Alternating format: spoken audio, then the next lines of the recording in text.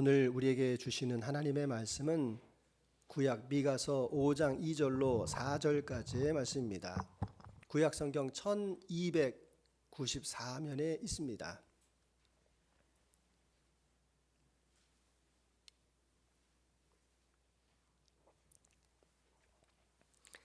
미가서 5장 2절로 4절까지의 말씀 찾으신 줄 알고 받들어 읽을 때 마지막 절을 같이 합독하겠습니다. 베들레헴 에브라다야, 너는 유다 족속 중에 작을지라도 이스라엘을 다스릴 자가 내게로 나올 것이라. 그의 근본은 상고의 영원에 있느니라. 그러므로 여인이 해산하기까지 그들을 붙여 두시겠고 그 후에는 그의 형제 가운데에 남은 자가 이스라엘 자손에게로 돌아오리니 그가 여호와의 능력과 그의 하나님 여호와의 이름의 위엄을 의지하고 서서 목축하니 그들이 거주할 것이라. 이제 그가 창대하여 땅끝까지 미치리라. 아멘. 우리 각자에게는 다 고향이 있습니다. 여러분의 고향은 어디입니까? 고향이라고 한다면 우리의 뿌리가 되고 근본이 되는 마음의 터전일 수 있습니다. 저는 고향이 청주입니다. 그래서 왜 제가 청주에서 태어났을까? 연원을 한번 이렇게 거슬러 가보니까 제가 저희 집안의 37대 손입니다. 37대 손인데 13대 손 할아버지가 연산군 시대에 그 폭정에 그것이 잘못되었다 지적을 하고 시골로 벼슬을 버리고 낙향을 했습니다. 그래서 청주 근처에 옥화대라는 곳에서 그분이 살게 되셨는데, 옥화대라는 이름이 이 들판이 옥과 같고 꽃과 같다. 저도 그곳에 살았는데 정말 아름다운 옥화 구경이 펼쳐지는 그런 장관인 곳입니다. 근데 단순하게 그냥 지역이 예뻐서 살았다 이러면은 좀 근거가 없는데, 이분이 이제 그 지역이 사화라든지 아니면 정치적인 격변을 피해서 오신 분들이 많이 있었는데, 마침 화양동이라는 곳에 우암 송시열 선생님이 계셨습니다. 그래서 저희 할아버지가 우암 송시열 선생님의 제자였기 때문에 그곳에 정착하였다. 그래서 제가 청주 출신이 된 겁니다. 그런 면에서 우리가 다 고향이 같은데 어느 지역에서 살았느냐, 또 당신은 어느 곳에서 태어났느냐, 이것을 가지고 사람들이 다투는 것이 참 우습다라는 그런 생각이 들었습니다. 만약에 저희 할아버지가 강원도에 가셨으면 저는 강원도 사람이 되는 것이고, 호남 지역에 갔으면 호남 사람이 되는 건데 왜 지역을 가지고 따지는가, 이런 생각이 문득 고향 찾기에서 생각이 났습니다. 오늘 우리가 이 성경의 말씀을 보게 되는데, 그 성경의 말씀 가운데에서 이 베들레헴이라는 특징적인 지역이 나타납니다. 여러분 잘 보시게 되면 예수님 시대에 예루살렘이라고 하는 큰 도시도 있었고 세겜 땅도 있고 헤브론이라는 그런 많은 도시들이 있었는데, 왜 예수님께서는 베들레헴에서 태어나셨는가? 여러분 이런 생각 한번 안 해보셨습니까? 동방박사가 예수님 그 별빛을 찾아와서 예루살렘의 당도에서 이 메시아로 오시는 이가 어디에 있느냐, 우리가 그분에게 경배하러 왔다, 이렇게 이야기했을 때 예루살렘에서 막 소동이 일어나가지고 이 학자들이 찾아낸 곳이 바로 베들레헴입니다. 그 찾아낸 근거가 무엇인가 하면 오늘 미가서 5장 2절에서 우리 다시 한번 읽어보겠습니다. 베들레헴 에브라다야, 너는 유다 족속 중에 작을지라도 이스라엘을 다스릴 자가 내게로 나올 것이라. 그의 근본은 상고의 영원에 있느니라. 자, 여기에서 베들레헴 에브라다 이렇게 이야기하는데, 이 에브라다라는 그 지명은 구약 시대의 베들레헴을 에브라다 이렇게 이야기를 했습니다. 이 이야기를 한 사람이 누군가 하면은 미가 선지자입니다. 이 미가 선지자를 보시게 되면 예수님 오시기 전에 800년 전의 선지자였었는데, 이 사람이 예언을 합니다. 무엇을 예언하는가 하면 그 시대가 너무 암울한 겁니다. 아수르라고 하는 큰 나라가 침공을 해와가지고 북이스라엘이 멸망을 당하고 이제 남유다로 침공을 해가지고 예루살렘이 포위를 될 정도로 아주 어려운 그런 시간을 보내고 있는 때였습니다. 그런데 이 선지자가 그 시대를 보니까 정치인들은 부패했고, 그리고 종교인들은 하나님의 공의와 진실과 겸손을 다 잃어버리는 그런 타락한 시대였다라는 겁니다. 그러니까 이 선지자가 보기에 도대체 이 땅 가운데에서 인간의 통치가 과연 옳은 것인가? 인간의 그 통치의 한계를 느끼고 이 땅에 그 메시아가 오셔서 그 진정한 나라를 다스릴 것이다 라고 예언한 말씀이 바로 이 미가서 5장 2절의 말씀입니다. 그래서 이 베들레헴이라는 이야기를 딱 이스라엘 사람들이 들으면 무슨 생각이 들었겠습니까?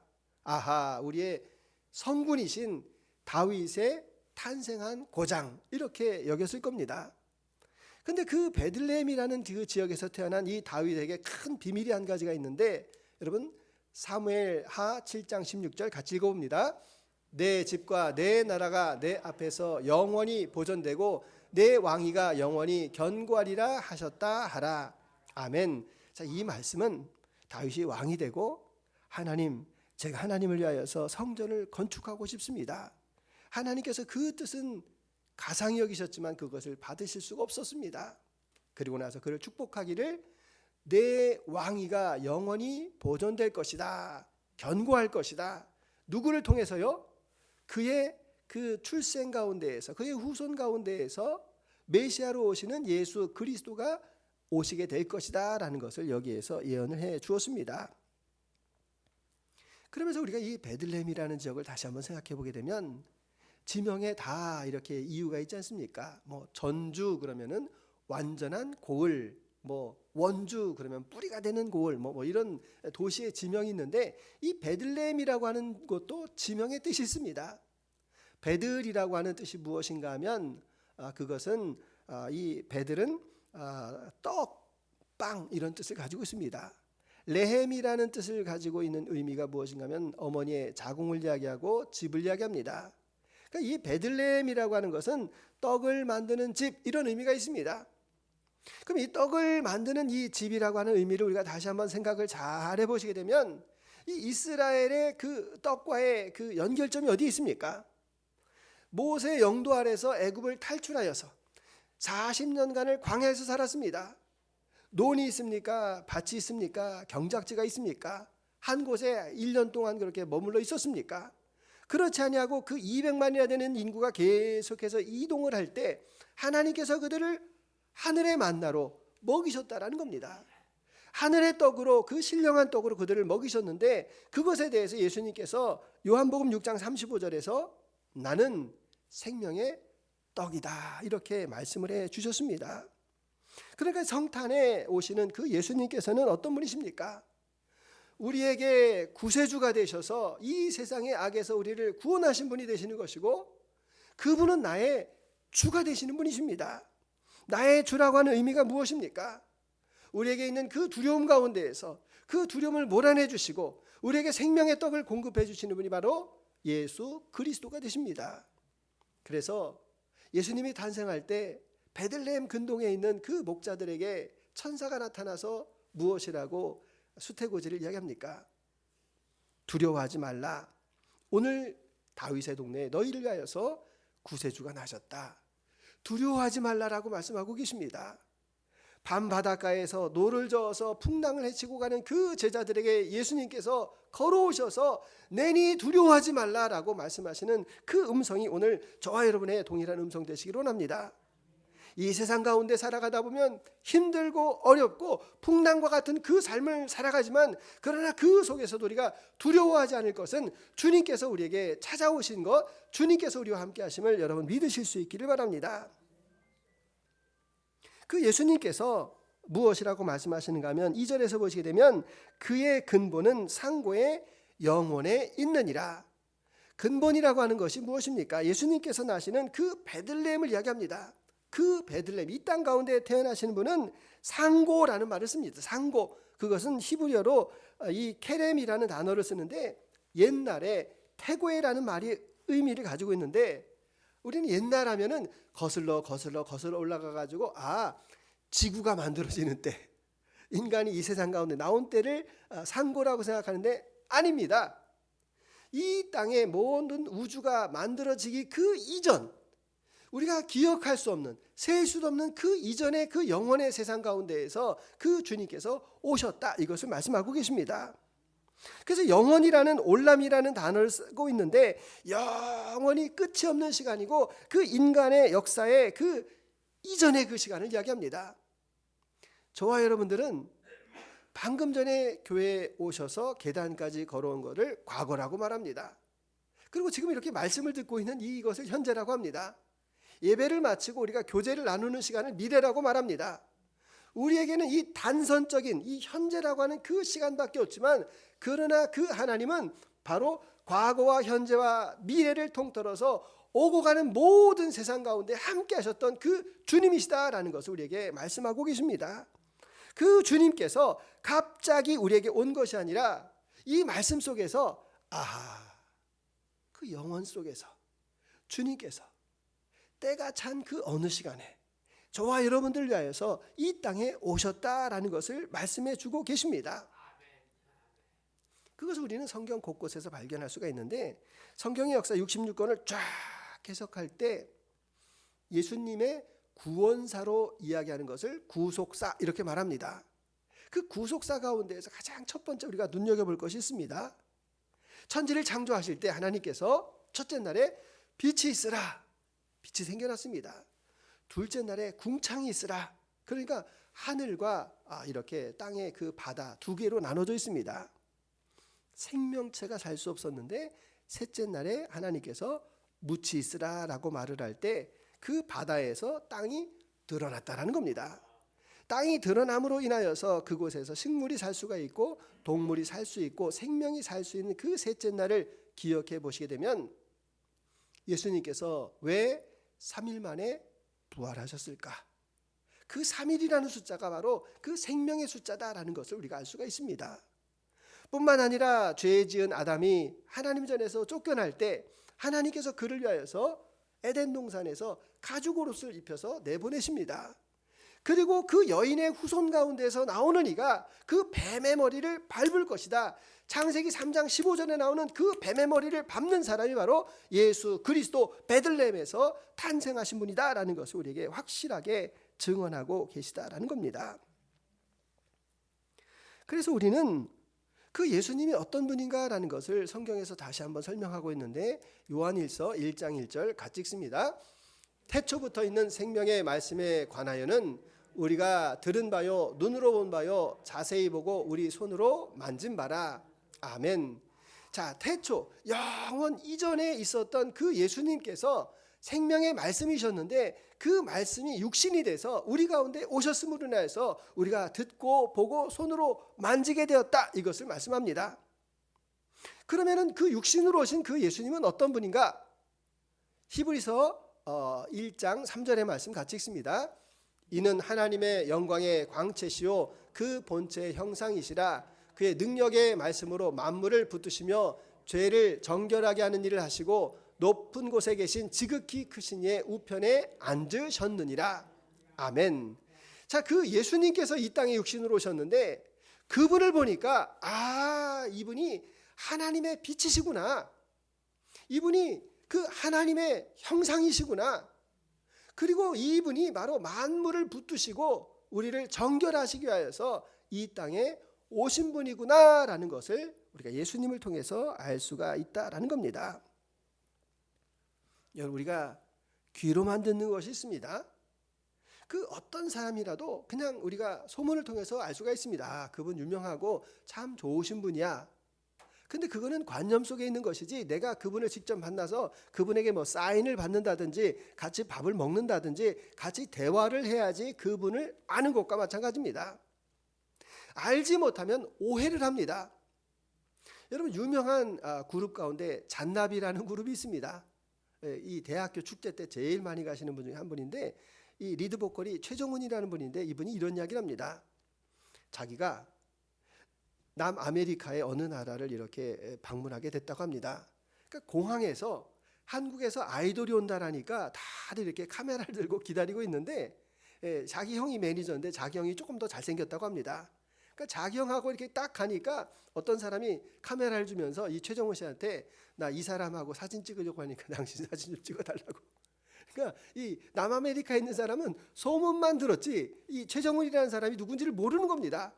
그러니까 그 형이 아이돌인 줄 알고 사진을 찍어달라. 그래서 자기가 한국에서 온 아이돌이다 이렇게 이야기하고 정정해줬다라는 그런 이야기를 들었습니다. 자, 그 말씀이 무슨 말씀인가 하면 우리가 알지 못하면 상상을 하게 된다는 겁니다.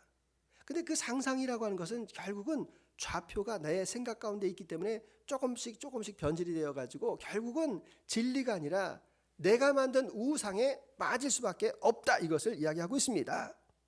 그래서 주님께서는 나를 본 자가 바로 하나님을 보았다라고 이렇게 말씀하고 계십니다.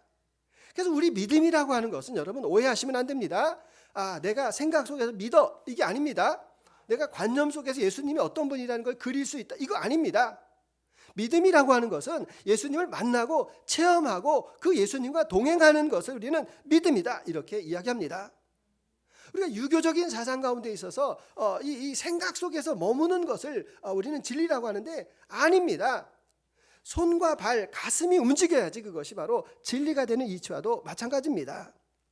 그러니까 예수님께서는 뭐라고 말씀하십니까? 내가 곧 길이요, 길인데 그 길을 안 따라가고 새 길로 가면 예수님 믿는 겁니까? 내가 생명이다 이렇게 말씀하고 계시는데 그 생명이 내 안에 없습니다. 내 생명이 약동하지 않습니다. 그게 제자입니까? 진리의 말씀이 있는데 나는 진리의 말씀을 압니다. 그런데 나는 다른 생각으로 다른 일을 꾸미고 있습니다. 이게 길이요 진리요 생명 되시는 예수님을 따라가는 것입니까? 우리가 정치적인 이슈가 생길 때가 있습니다. 여러분 어떻게 판단하십니까? 대부분 보면 감정적으로 정파적으로 판단하는데 아닙니다. 예수님께서 이 정치적인 상황 가운데에서 이 사건 속에서 무엇을 말씀하시는지 우리가 확인하고 기도하는 것이 얼마나 중요합니까? 직장에 문제가 있고 돈 거래가 있습니다. 여러분 그때 어떻게 하십니까? 경험을 따라서 기분에 따라서 그것도 아니라는 겁니다. 이 일을 위하여서 주님께서는 우리에게 구하라, 찾으라, 두드리라. 주님 이 돈을 빌려줘야 되는지 말아야 되는지 내가 도저히 모르겠습니다라고 생각이 든다면 여러분 기도하시는 겁니다. 기도하셔서 주님께서 나에게 주신 그 평안의 마음을 찾으시고 그것을 주의 뜻으로 결정하고 여러분 그것에 순종하는 것이 얼마나 중요합니까? 그런 의미에서 어떤 분이 열심히 일한 것이 아닙니다. 불로소득이 굴러 들어왔습니다. 꽁돈이 생겼습니다. 이렇게 돈이 생겼는데 이걸 어떻게 할까? 이렇게 생각을 하다가 그래 그럼 우리 아들 자동차 사는데 줘야 되겠다 뭐 이러실 수도 있고 아니면 그냥 어디에다가 다시 투자해야 되겠다 이렇게 생각할 수도 있습니다. 근데 그분은 기도하는 가운데 마음에 감동이 있었습니다. 그래 내가 이것을 주님께서 기뻐하시는 곳에 내 물질이 흘러가게 하리라. 여러분 이것이 바른 결단 아닙니까? 또 모두가 비난하고 그 사람을 떠나갈 때가 있습니다.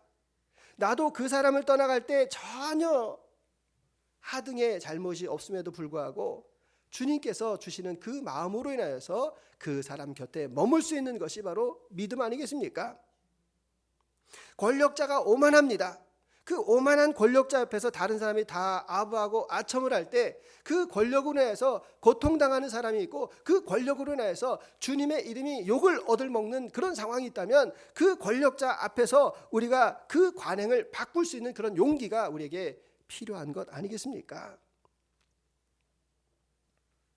그래서 우리가 이 시대 가운데서 가장 필요로 하는 것이 무엇인가 하면 살아있는 실체의 그 예수님을 만나는 것이 너무너무 중요하다라는 겁니다. 왜 그렇습니까? 4절을 한번 보시게 되면 예수님께서는 여호와의 능력과 그의 하나님 여호와의 이름의 위엄을 의지하고 서서 목축하니라는 말이 나옵니다. 여러분 이 베들레헴 지형과 이 목축과는 아주 뗄래야 뗄 수 없는 그런 관계가 있습니다. 베들레헴이라고 하는 그 지역이 예루살렘에서 동남쪽으로 10km가량 떨어져 있는 곳인데 그곳은 이렇게 언덕으로 이렇게 되어 있는데 그 언덕을 양치기들의 들 이렇게도 부릅니다. 그러니까 양치기들이 그 언덕에서 이 양을 치는데 그곳에는 천연적인 동굴들이 많았습니다. 천연적인 동굴들이 많았기 때문에 예수님께서 탄생할 때 바로 그 천연 동굴과 같은 그 집에서 태어났겠다라고 학자들이 추측하기도 합니다. 그러니까 주님께서는 우리의 목자가 되셔서 우리를 의의 길로, 평강의 길로 인도하십니다. 그래서 예수님께서 이 베들레헴 그 한적한 곳에 왜 태어나셨을까 생각을 해보았습니다. 예수님께서 예루살렘에서 왜 안 태어나셨을까? 예수님 그 시대의 예루살렘을 보시게 되면 성전이 있습니다. 하나님을 예배하는 곳입니다. 율법 학자들이 있어서 율법이 설포되어지는 곳입니다. 그리고 많은 예배가 그 안에서 드려지는 곳이기는 하지만 그 예루살렘에 참다운 경배가 있었습니까? 그 예루살렘에서 예배를 드리지만 그 예배 처소에서 하나님 앞에 찬양하고 예배를 드리지만 그들에게는 진정한 경건이 없었다라는 사실입니다. 그래서 그 경건이 없었기 때문에 예수님 시대에도 그 빈들에서 세례 요한이 그 말씀을 선포할 때 많은 사람이 생명의 말씀을 들으려고 예루살렘에 있지 아니하고 성전에 가지 아니하고 빈들에 가서 말씀을 듣고 있는 그 상황을 우리는 다 알고 계십니다. 왜 예수님 시골에서 태어나셨을까? 저는 그게 묵상이 됐습니다. 그런데 여러분 잘 생각해 보시게 되면 시골이라는 곳은 세상이 분주한 곳에서 비껴가 있는 것입니다. 거기에서 할 수 있는 일, 부모님을 도와서 열심히 성실하게 살아가는 그 일, 그것을 베들레헴에서 배웠다라는 사실입니다. 그런 의미에서 오늘 우리에게도 이 베들레헴이 필요하지 않겠습니까? 여러분 오늘 우리 시대를 보시게 되면 이 자극적이고 그 종교적인 관행이 너무 많이 있는 그런 시대 아닙니까?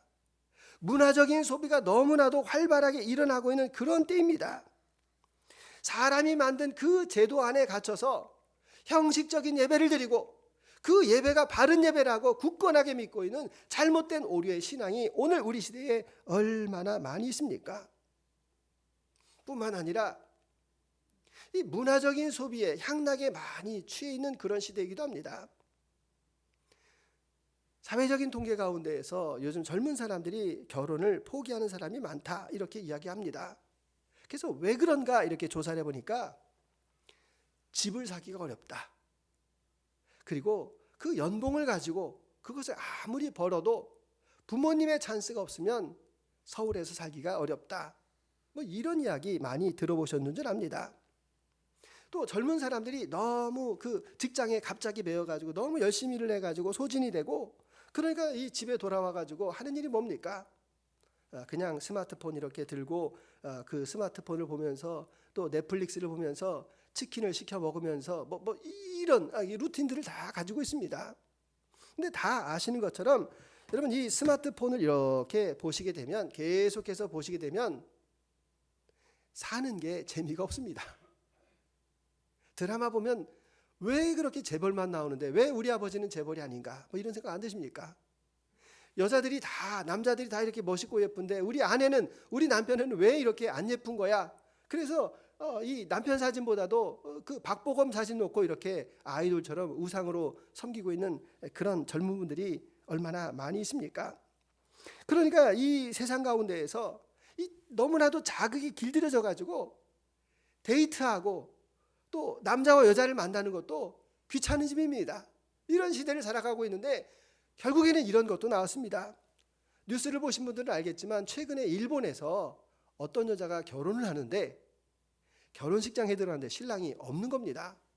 신랑 대신에 이렇게 의자에 스마트폰이 이렇게 놓여져 있고 거기에 그 뭐죠? 일러스트 되어 있는 어떤 그 아이돌 남자가 있어서 이 여자가 나는 이제부터 AI하고 결혼하겠습니다. 이야, 참 해석이 잘 안 됩니다. 이런 시대를 호모 루덴스의 시대 이렇게 말합니다. 호모 루덴스가 무엇인가 하면 이 상상 속에서 가상의 속에서 늘 취해서 살고 거기에서 즐거움을 찾는 그러한 시대가 바로 이 호모 루덴스 우리의 시대다라는 것을 말하고 있습니다. 근데 다시 한번 돌아가서 여러분 아까 읽었던 말씀이지만 요한일서 1장 1절 다시 한번 읽어보겠습니다. 태초부터 있는 생명의 말씀에 관하여는 우리가 들은 바요 눈으로 본 바요 자세히 보고 우리 손으로 만진 바라. 아멘. 자, 이 말씀 다시 한번 잘 생각해 보시기 바랍니다. 직접적으로 들었다라는 겁니다. 봤다라는 겁니다. 손으로 만져가지고 내가 오감으로 체험되어진 것, 이것이 바로 실체가 되는 것이고 이것이 믿음이 된다라는 겁니다. 그러니까 여러분, 우리가 오해하시면 안 되는 것이 있는데, 현실에서 벗어나는 삶은 되도록이면 버리시기 바랍니다. 내가 드라마를 보고 있는데 이게 사실 우리가 정서하고 잘 맞습니까? 내 현실입니까? 그러면 구태여 왜 봅니까?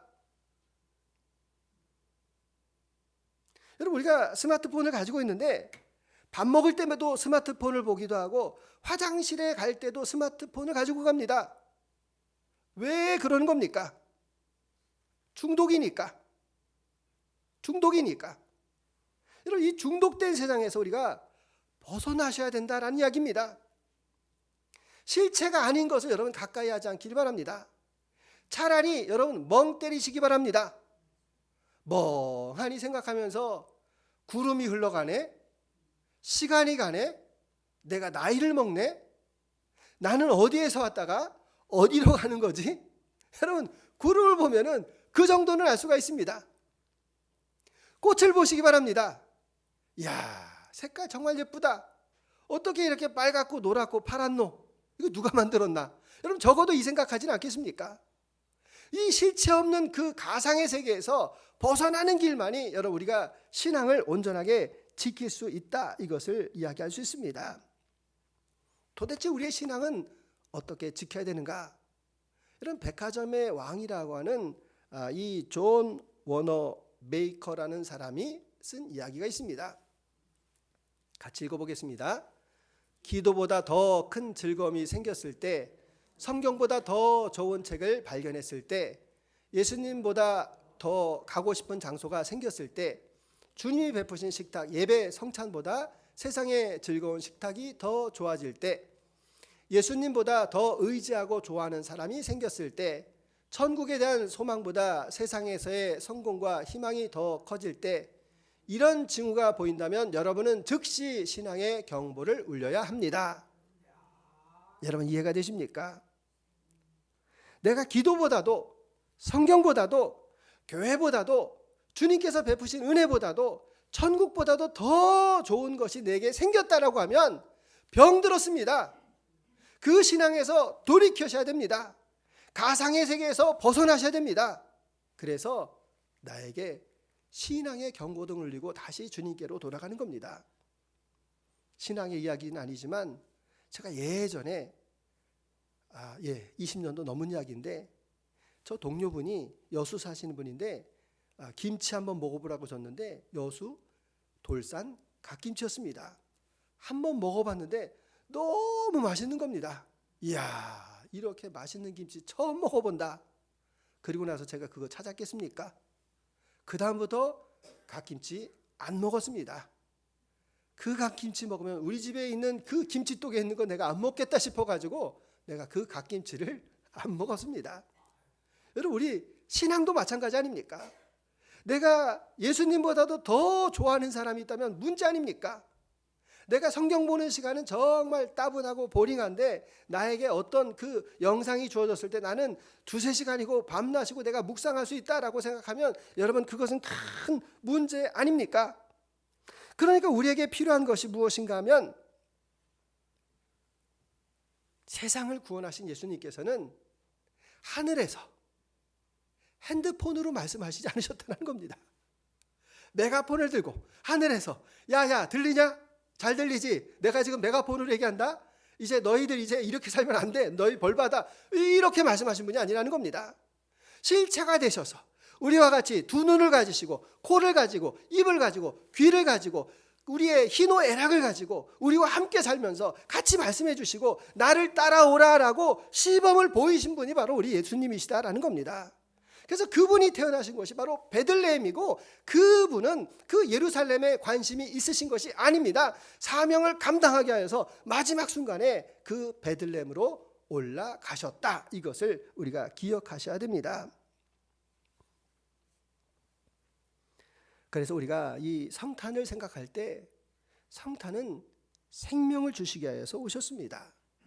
그분의 그 생명의 열매를 우리에게 건네주시기 위해서 우리에게 오셨습니다. 그래서 우리는 그 생명의 씨앗을 받은 사람입니다. 우리 믿음으로 생명의 씨앗을 받았는데 이 생명의 씨앗을 어떻게 해야 되는 겁니까? 키워야 되는 것 아니겠습니까? 자라게 해야 되는 것 아니겠습니까? 열매를 맺게 하는 것이 바로 우리 제자된 우리의 삶이다라는 것을 말씀하고 계십니다. 그래서 그분이 바로 4절에서 그가 창대하여 땅끝까지 미치리라 라고 말씀해 주셨습니다. 그분의 그 창대함으로 인하여서 오고 가는 세대의 수많은 사람들이 세상의 유혹을 다 버리고 세상의 명예를 다 버리고 세상의 자랑을 다 버리고 그 예수님을 따라갔었던 그 믿음의 그 길을 우리도 순례자가 돼서 이제까지 따라가고 있고, 그리고 그 주님의 이름이 온 땅 가운데 편만해지기를 원합니다. 이 땅에 있는 모든 사람이 예수 그리스도를 구세주로 알고 그분의 그 믿음과 그분의 그 사랑 안에 거하며 하나님의 영원한 자녀로 살아가기를 원합니다라고 하는 그 고백이 저와 여러분의 믿음의 고백 아니겠습니까? 그래서 우리는 예수님이 태어나신 것을 생각해야 됩니다. 대림절의 의미가 뭡니까? 예수님의 탄생과 부활을 기억하는 그 주간입니다. 탄생과 부활이라고 하는 것은 생명과 죽음을 이야기합니다. 그러니까 여러분이 어느 고향에서 태어나셨습니까? 그럼 여러분이 이제 어느 지역에서 돌아가실 겁니까? 그 죽음을 우리가 묵상해야 된다는 사실입니다. 히브리서 말씀 가운데 한 번 죽는 것은 사람에게 정하 있지요, 그 후에는 심판이 있다라고 말씀하고 계십니다. 그래서 그 부활 이후에 내 영이 살아갈 곳이 어디인가? 내가 하나님을 만나 배울 날이 있는데 그 만나 배울 날에 하나님께서 나의 것을 다 구별하실 테인데 내가 수많은 시간을 그 가상의 세계에 빠져서 헛방으로 예배를 드렸다라고 하면 여러분 그것은 아무짝에도 쓸모가 없다라는 사실입니다. 실체가 되어서 내가 어떤 한 사람의 그 손을 꼭 잡아준 일, 내가 실체가 되어서 이 자리에서 내가 한마디라도 기도한 일, 실체가 되어서 내가 주님을 위하여서 기쁨으로 가슴속에서 우러나는 그 마음의 심령으로 찬양드린 그 일이 하나님 나라에 다 계수가 되어진다는 사실을 이야기하고 있습니다. 그래서 주님은 이 땅 가운데 생명으로 오셨습니다. 그래서 예루살렘의 그 화려함이 아니라 베들레헴의 그 소박함 속에서 그 속에서 하나님의 뜻을 이루어지기를 소망하셨다라는 것을 다시 한번 기억하시기를 바랍니다. 그래서 시간을 낭비하는 그 게으름 속에 사시지 마시고 실체가 되는 그 베들레헴에서 주님을 기쁘시게 하는 그런 삶을 살아가실 수 있도록 주의 이름으로 축원합니다. 주님 감사합니다. 왜 베들레헴인가? 그 속에서 주님께서는 이 땅 가운데에서 준비해야 될 일들을 분주함으로 준비하셨습니다. 예루살렘의 그 화려함과 명성을 뒤로하시고 가장 낮은 자들과 함께 하신 곳이 베들레헴입니다. 오늘 우리에게도 그러한 현실이 있기를 원합니다. 가상의 시간 속에서 빠져서 게으름과 시간 낭비로 살지 않게 해주시고 실체가 되시는 그 주님을 붙들고 나아가는 귀한 시간 되도록 주님 함께하여 주옵소서. 감사드리며 예수 그리스도의 이름으로 기도드립니다. 아멘.